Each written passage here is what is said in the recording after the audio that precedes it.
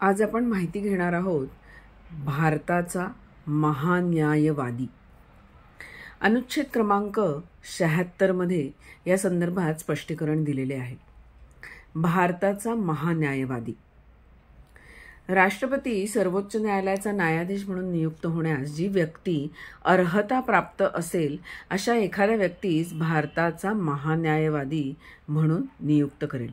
म्हणजे नियुक्ती जी आहे ती राष्ट्रपती यांच्याकडून होईल।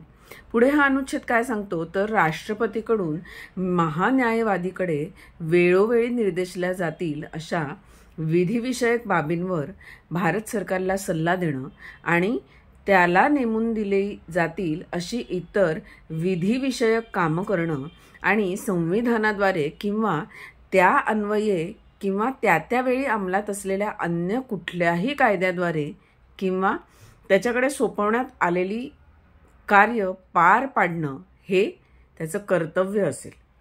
पुढे हा अनुच्छेद असं सांगतो की आपली कर्तव्य पार पाडताना महान्यायवादीस भारताच्या राज्यक्षेत्रातील सर्व न्यायालयांमध्ये सुनावणीचा हक्क असेल। त्याचबरोबर महान्यायवादी राष्ट्रपतीची मर्जी असेपर्यंत पद धारण करेल आणि त्यास राष्ट्रपती निर्धारित करतील असे पारिश्रमिक मिळेल। हा झाला भारताचा महान्यायवादी। अनुच्छेद क्रमांक 66 भारतीय संविधान। भेटूया पुढील अनुच्छेदांसह पुढील भागामध्ये। धन्यवाद।